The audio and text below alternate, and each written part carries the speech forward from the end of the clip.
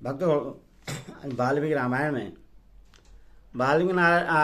अयोध्या कांड का कांड में आपको आज मंत्री आदि का भरत से राज्य ग्रहण करने के लिए प्रस्ताव तथा भरत का अभिषेक सामग्री की परिक्रमा करके श्री राम को ही राज्य का अधिकारी बताकर उन्हें लौटा लाने के लिए चलने के निमित्त व्यवस्था करने की सबको आज्ञा देना।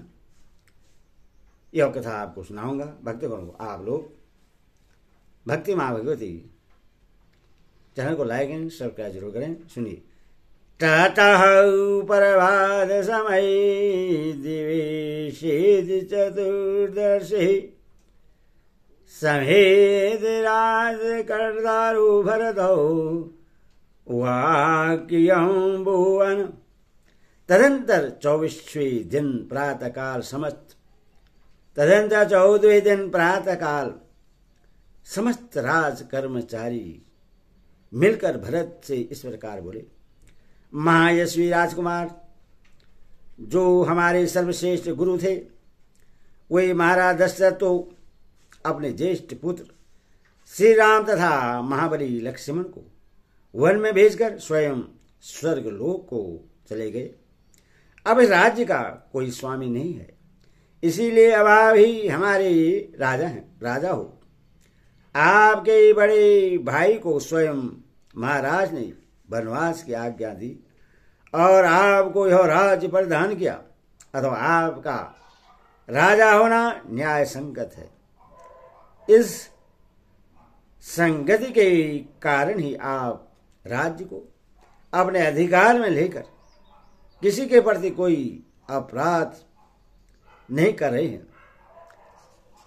राजकुमार रघुनंदन, ये मंत्री आदि सज्जन पूर्ववासी और से लोग अभिषेक की सब सामग्री लेकर आपकी राह देखते हैं। भरत जी, आप अपने माता पितामहों के इस राज्य को अवश्य ग्रहण कीजिए।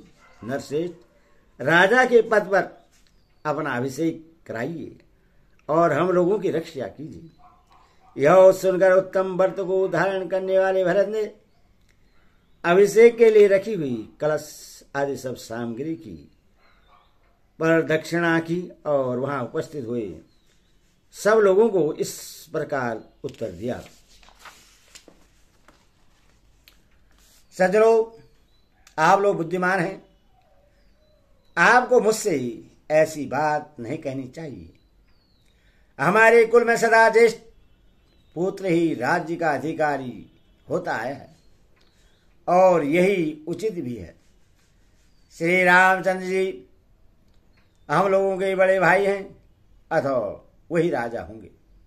उनके बदले मैं ही 14 वर्ष तक वन में निवास करूंगा। आप लोग विशाल चतुरंगी सेना जो सब प्रकार से सबल हो तैयार कीजिए। मैं अपने ज्येष्ठ भ्राता श्री रामचंद्र जी को वन से लौटा लाऊंगा। अभिषेक के लिए संचित हुई तो सारी सामग्री को आगे करके मैं श्री राम से मिलने के लिए वन में चलूंगा और उन नरश्रेष्ठ श्री रामचंद्र जी का वहीं अभिषेक करके यज्ञ से लाई जाने वाली अग्नि के समान उन्हें आगे करके अयोध्या में ले आऊंगा। परंतु जिस समय लेश मातृभाव शेष है, अपनी माता कहलाने वाली इस केकई को मैं कदापि सफल मनोरथ नहीं होने दूंगा। श्री राम यहाँ के राजा होंगे और मैं दुर्गम वन में निवास करूंगा। कारीगर आगे जाकर रास्ता बनाए, ऊंची नीची भूमि को बराबर करें, तब मार्ग में दुर्गम स्थानों की जानकारी रखने वाले रक्षक भी साथ साथ चले। श्री रामचंद्र के लिए ऐसी बातें कहते हुए राजकुमार भरत से वहां आए हुए सब लोगों ने इस प्रकार सुंदर एवं परम उत्तम बात कही। भरत जी, ऐसे उत्तम वचन कहने वाले आपके पास कमल वन में निवास करने वाली लक्ष्य में अवस्थित हो, क्योंकि आप राजा के ज्येष्ठ पुत्र श्री राम को स्वयं ही इस पृथ्वी का राज लौटा देना चाहते हैं। उन लोगों का कहा हुआ वह परम उत्तम आशीर्वचन जब कान में पड़ा तब उसे सुनकर राजकुमार भरत को बड़ी प्रसन्नता हुई। उन सब की ओर देखकर भरत के मुखमंडल में सुशोभित होने वाले नेत्रों से हर्ष जनित आंसू की बूंदें गिरने लगी।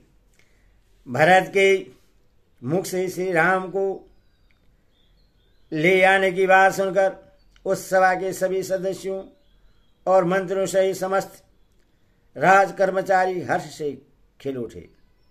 उनका सारा शोक दूर हो गया और वे भरत से बोले, नरश्रेष्ठ, आपकी आज्ञा के अनुसार राज परिवार के प्रति भक्ति भाव रखने वाले कारीगरों और रक्षकों को मार्ग ठीक कराने के लिए भेज दिया गया।